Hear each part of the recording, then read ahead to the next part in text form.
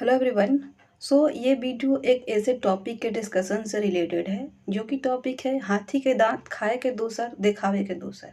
यानी कि हाथी के दांत खाने के और दिखाने के और। तो ये जो ऐसे है, ये भोजपुरी में आप मुहावरा कह सकते हैं, लोकोक्ति कह सकते हैं, जो कि जनरली उपयोग किया जाता है लोगों के द्वारा। इस ऐसे को हम डिफरेंट डायमेंशंस में कैसे लिख सकते हैं, इसका मीनिंग क्या होता है, किन किन एग्जाम्पल से हम ऐसे को कनेक्ट कर सकते हैं, इस सब से रिलेटेड हम इस वीडियो में डिस्कस करेंगे। पूरे जो भी एग्जांपल्स, जो भी पर्सपेक्टिव्स इस ऐसे में लिखा जा सकता है, तो मैक्सिमम चीज़ें मैंने इसमें इंक्लूड करने की कोशिश की है। और ये बेस्ट नहीं कहा जा सकता है क्योंकि इसमें और भी चीज़ें जो है ऐड किया जा सकता है। तो ये एक बस आइडिया लेने के लिए कि किस तरह से अलग अलग डायमेंशन हम किसी भी टॉपिक में ऐड कर सकते हैं। इससे बेटर भी आप लिख सकते हैं, इससे अच्छा भी, और कोई भी एग्जाम्पल हो, कोई भी कोर्स आपको याद आए तो इस ऐसे में आप यूज कर सकते हैं। बस ये एक आइडिया लेने के लिए कि किस तरह से हम किसी भी टॉपिक को किस तरह से अलग अलग एग्जाम्पल से कनेक्ट करके लिख सकते हैं। Let's start. ये मैंने ऐसे लिख के रखा हुआ है, लगभग ये 4 साढ़े 4 पेज में मैंने ऐसे लिखा हुआ है क्योंकि मेरी थोड़ी राइटिंग कॉम्पैक्ट है, तो इस वजह से ये 4.5, वरना ये 6-7 पेज की ऐसे है जिसमें कि मैक्सिमम हम 1000 वर्ड्स तक भी इसे बोल सकते हैं। तो हमें एग्जाम में 700 से 800 वर्ड्स लिखने हैं और इतने सारे एग्जाम्पल जो है इनफ है जो कि आप इस टॉपिक में दे सकते हैं। इसके अलावा भी कई सारे एग्जाम्पल्स हैं जो कि मैं आपको वीडियो में बताऊंगी, उसका भी आप यूज कर सकते हैं। जैसे आपको कनेक्ट करना है आप उसे कनेक्ट करके लिख सकते हैं। इसमें कोई बाध्यता नहीं है कि कोई एक मॉडल ऐसा मिल गया तो वही सबसे बेस्ट है। जैसे आप लिखे, जिस तरीके से आप उसे कनेक्ट करें, अलग अलग एग्जाम्पल्स दिखाए, सभी तरीका जो है वो अच्छा ही होता है। स्टार्ट करते हैं इस वीडियो को। पीडीएफ से मैं बताती हूँ क्या क्या एक डिफरेंट पैराग्राफ्स हैं और कौन कौन से एग्जाम्पल्स मैंने कैसे लिया है इस टॉपिक के लिए। ये ऐसे है हाथी के दांत खाने के और दिखाने के और, यानी कि एलिफेंट के यहाँ पे दांत से कंपेयर किया गया है कि एक दिखाने के लिए होता है और दूसरा इस्तेमाल के लिए होता है। तो जनरली इस अगर कहावत को देखा जाए, लोकोक्ति, कहावत, मुहावरा जो भी आप कहे, तो इसका अगर लिटरली मीनिंग देखा जाए तो वो क्या होता है कि कोई भी चीज़ का बाहरी आवरण जो है, जो हम देखते हैं जिस नज़रिए से किसी भी चीज़ की ऊपरी जो भी बनावट होती है उसके अनुसार, तो हमेशा वो सच नहीं होता है। किसी भी चीज़ की जो बाहरी जो भी आवरण दिखाए जाते हैं वो हर वक्त सच नहीं होता है। रियलिटी कुछ और होती है। हमें दिखता है वो कभी कभी सच नहीं होता है, जो हमें नहीं दिखता है कभी कभी वो चीज़ें सच होती हैं। तो यही इसका मीनिंग है अगर देखा जाए तो। इस ऐसे के टॉपिक को हम किन किन डायमेंशंस में लिख सकते हैं ये हम डिस्कस करेंगे। और जो भी मैंने पैराग्राफ्स लिखा है उसका मैं एक समरी की तरह डिस्कस कर दे रही हूँ, क्योंकि अगर मैं एक एक लाइन पढ़ूंगी तो वीडियो लंबा भी हो जाएगा और साथ में आपकी सोच भी इसी तक सीमित हो जाएगी। फिर आप अलग अलग अपना इसमें व्यू पॉइंट नहीं दे पाएंगे। तो जो भी डायमेंशंस है वो मैं बस डिस्कस कर दे रही हूँ। फिर इस टॉपिक को आप खुद से लिखने का ज़रूर प्रयास करेंगे और अपना इनपुट डालने की इसमें कोशिश करेंगे, तब जाके आपकी जो भी ऐसे राइटिंग स्किल है वो अच्छी हो सकती है और अच्छा से अच्छा ऐसे आप लिख सकते हैं। तो यहाँ पे मैंने स्टार्ट किया है एक इंसिडेंट से। वो कैसा भी काल्पनिक या रियल कोई भी घटना हो सकता है जिसको कि आप किसी भी ऐसे से लिंक करके लिख सकते हैं। यहाँ पे किसी कोट से भी स्टार्ट किया जा सकता है, किसी इंपॉर्टेंट पर्सनालिटी से भी रिलेट किया जा सकता है, या कोई रियल घटना है उसको भी लिखा जा सकता है। तो यहाँ पे मैंने एक इंसिडेंट लिखा है जो कि है कि एक 15 साल की लड़की थी जो कि अभी नई नई अपना फेसबुक अकाउंट उसने क्रिएट किया। तो उस फेसबुक अकाउंट पे उसने फ्रेंड्स बनाना स्टार्ट किया। एक दिन उस लड़की के जो प्रोफाइल है वहाँ पे एक स्ट्रेंजर का, एक अजनबी का मैसेज आता है और वो लड़की जल्दी से मैसेज पढ़ के उस प्रोफाइल को खोलती है, उस अकाउंट को खोलती है। वहाँ पे देखा उसने कि एक बहुत अच्छे उसके ही उम्र की किसी लड़के का मैसेज था, प्रोफाइल पिक्चर भी उसे काफ़ी पसंद आया। जल्दी ही वो दोनों दोस्त भी बन गए। एक दिन उस लड़के ने रिक्वेस्ट किया वीडियो कॉल के लिए, वीडियो चैट के लिए। लड़की मान गई, उसने वीडियो कॉल किया। लेकिन जब उसने देखा तो उसके सामने कोई लड़का नहीं, उसके उम्र का कोई लड़का नहीं, बल्कि एक 40-45 साल का व्यक्ति था। उस व्यक्ति का काम ही था कि ऐसे ही इनोसेंट गर्ल्स को अपने जाल में फंसाए, और एक्चुअली वो एक ट्रैफिकर था जो कि अपनी अच्छी बातों से ऐसे ही इनोसेंट लड़कियों को फंसाता था और बाद में उनके साथ गलत जो भी चीज़ें हैं वो करता होगा। तो ऐसे ही हमने एक छोटा सा ये इंसिडेंट लिखा है।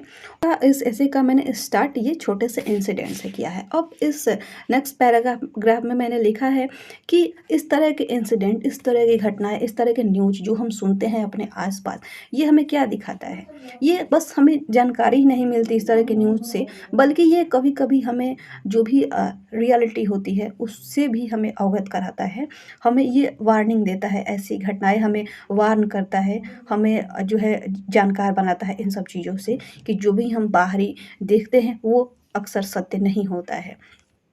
और इस इंसिडेंट का इस जो है रिलेशन इस ऐसे के मीनिंग से भी है कि बाहरी आवरण, बाहरी दिखावा हमेशा सही नहीं होता है, हमेशा सच्ची प्रकृति बाहरी आवरण से नहीं देखी जा सकती है। नेक्स्ट है, हमने लिखा है कि let us explore through various instances that how external representations fall short in capturing true nature of things। तो हम यहाँ पे कई सारे उदाहरण से देखेंगे कि कैसे जो बाहरी रिप्रेजेंटेशन है वो कैसे जो असली नेचर है, जो रियल प्रकृति है, जो चीज़ों की, उसको हम कैसे नहीं देख पाते हैं। नेक्स्ट है, हमने स्टार्ट ही किया है सोशल मीडिया के एग्जांपल से कि social media platform presents the better example which has dramatically influence how individuals represent themselves to the outside world. तो इस ऐसी का सबसे अच्छा एग्जांपल्स हम सोशल मीडिया से ही लिख सकते हैं कि कैसे लोग अपने आप को जो है बाहरी वर्ल्ड में, बाहरी दुनिया में अपने आप को कैसे लोग रिप्रेजेंट करते हैं। तो यहाँ पे बस वो अपने पॉजिटिव एस्पेक्ट्स को ही हाईलाइट करते हैं, उनके जो जीवन के जो भी अच्छी चीज़ें हैं वहीं पे दिखाया जा सकता है, जबकि जो उनके इम्परफेक्शंस होते हैं लाइफ में वो जनरली उससे हम अवगत नहीं होते हैं। जैसे कि एग्जाम्पल के लिए हम इन्फ्लुएंसर का एग्जाम्पल ले सकते हैं, कैसे वो अपने ग्लैमरस लाइफ स्टाइल को दिखाते हैं जो कि लग्जरी और हैप्पीनेस से भरा होता है, जबकि उनके पीछे उनका क्या स्ट्रगल है, उनकी क्या कठिनाइयाँ रही होंगी उनके जीवन में, वो जनरली हमें नहीं दिखाया जाता है। और इस तरह से हमें जो है रियलिटी और इल्यूजन्स में हम फंस के रह जाते हैं कि सही क्या है, गलत क्या है। हम जो देखते हैं वही हमें सच लगता है, जबकि उनके पीछे कई सारे संघर्ष रहे होंगे, कितनी सारी परेशानियाँ रही होंगी, तो तब जाके वो एक सफल व्यक्ति बने होंगे। तो ये एक एग्जाम्पल है। नेक्स्ट है कि एडवर्टाइजिंग को लेकर मैंने यहाँ पर डिस्कस किया है कि advertising serves as another prime example of how external representation can deviate from reality. तो एक्सटर्नल रिप्रेजेंटेशन कैसे रियलिटी से अलग हो सकता है, यहाँ पे एडवर्टाइजिंग यानी कि जो विज्ञापन किया जाता है। जैसे कि यहाँ पे कॉस्मेटिक प्रोडक्ट्स को ही ले लीजिए, कैसे यहाँ पे दिखाया जाता है कि जैसे एग्जांपल कोई गोरा होने का क्रीम 20 दिन में आपको गोरा कर देगा, हाइट बढ़ाने की क्रीम, हाइट बढ़ाने की कोई भी दवाई 30 दिन में आपको 6 फीट लंबा बना देगा। वेट लॉस करने की कोई भी दवाई जो कि दावा करते हैं कि 7 दिन में आपका 10 किलो वजन। तो ऐसे कई सारे विज्ञापन हैं जो कि लोगों को मिसलीड करते हैं, लोग उसको कंज्यूम करते हैं उस प्रोडक्ट को, लेकिन जब मनचाहा रिजल्ट नहीं मिलता है तो फिर लोगों में निराशा हो जाती है। तो ऐसे विज्ञापन के तौर पे भी कई बार जो ऊपर से दिखाया जाता है वो सत्य नहीं होता है और लोग उसमें फंस जाते हैं। नेक्स्ट हम अगर इकोनॉमिक सेक्टर में देखें, ये देखिए एक मॉडल ऐसे नहीं है, एक तरह से मैंने इसमें डिफरेंट एग्जाम्पल से आपको अवगत कराने की कोशिश की है। अब इन एग्जाम्पल्स को आप किस तरह से रिप्रेजेंट करते हैं अपने ऐसे में, कितना अच्छा इन एग्जाम्पल्स को एक दूसरे से रिलेट करके आप लिख सकते हैं, अब ये आपके ऊपर, इसलिए मैंने इसे मॉडल आंसर की तरह नहीं बनाया है, डिफरेंट सेगमेंट्स का बस मैंने यहाँ पे एग्जाम्पल्स दिया है।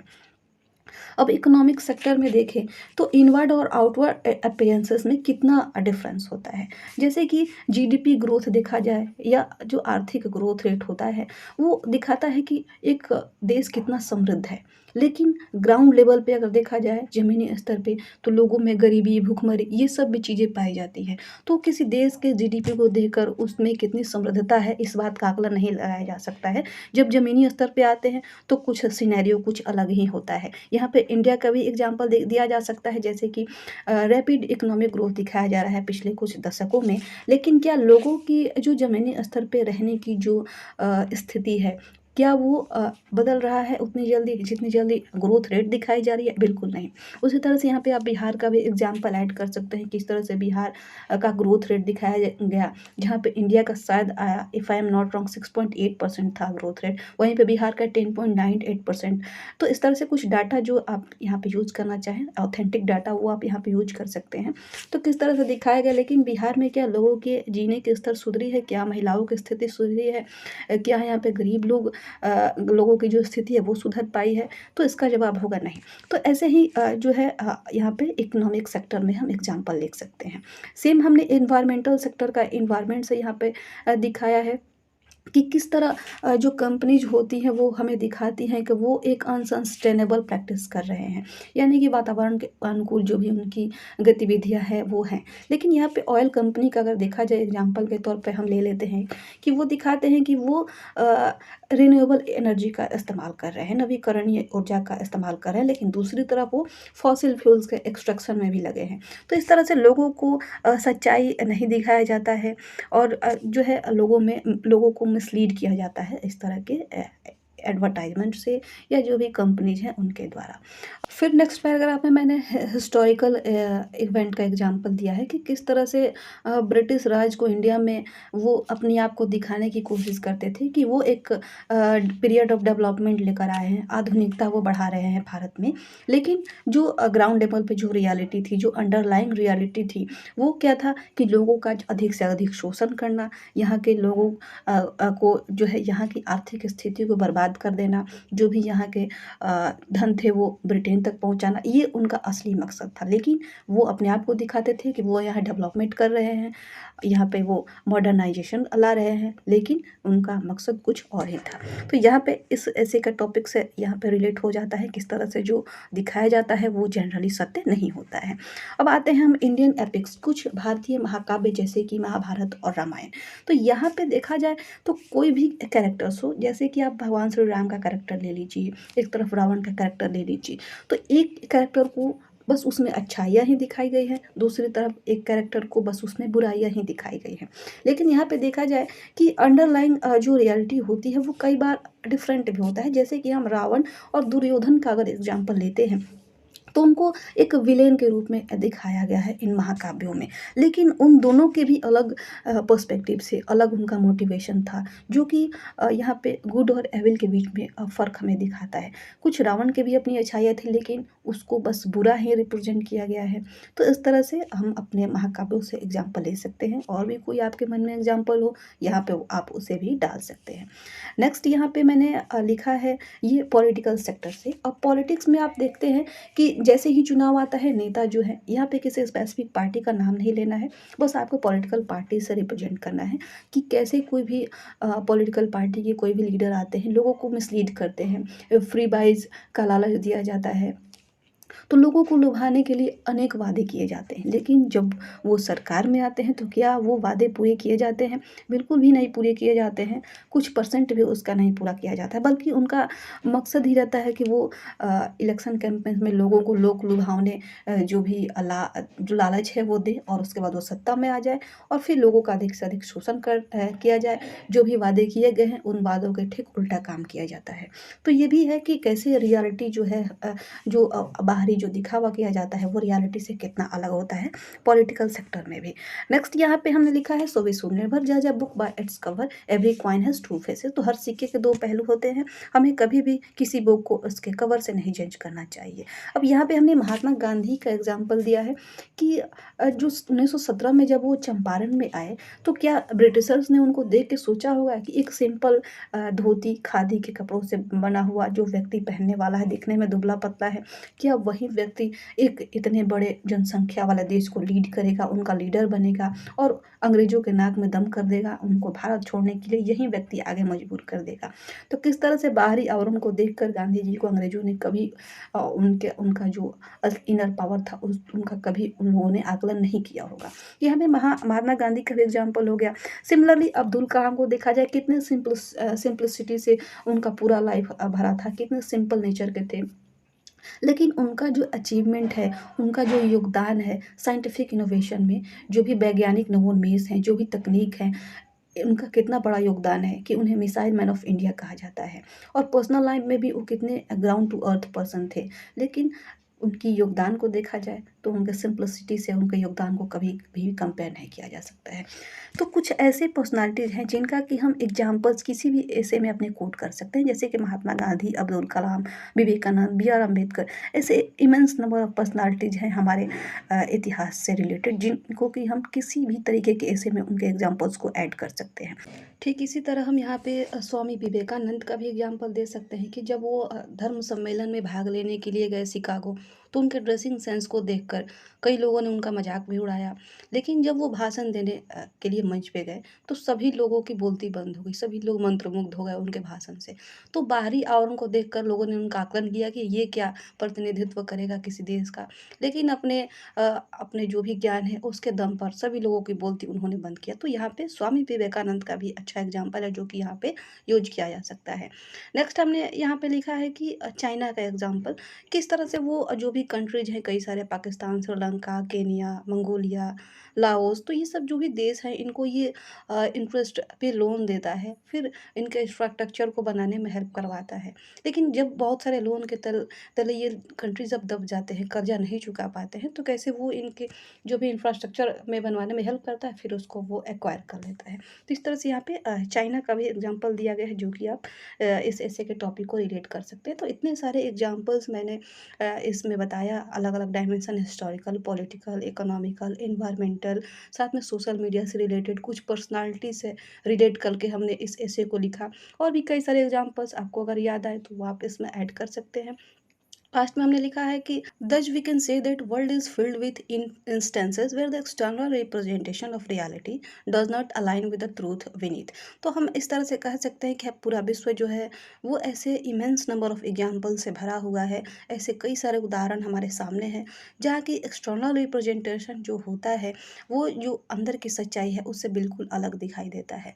तो हमें ज़रूरत है एक ऐसा माइंडसेट क्रिएट करने की जहाँ से कि हम लोगों का, किसी संस्थान का, किसी इवेंट का, किसी कंपनी का जो बहुरूपिया आचरण है, जो बहुरूपिया प्रकृति है, उसको आइडेंटिफ़ाई कर सकें कि क्या जो सच में ऊपर से दिखाया जा रहा है वो असलियत में वैसा है या सिर्फ़ ये दिखावे के लिए, बाहरी आवरण इसका दिखावे के लिए है।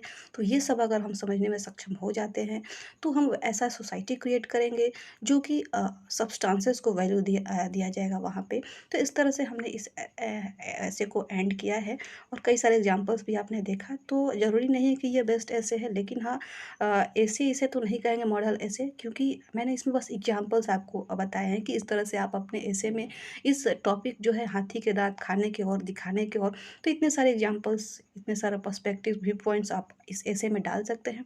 और भी जो आपके दिमाग में आए अच्छा इससे रिलेट करके वो भी आप डाल सकते हैं। सो इस वीडियो में बस इतना ही। मिलते हैं फिर किसी नेक्स्ट वीडियो में। वीडियो देखने के लिए धन्यवाद।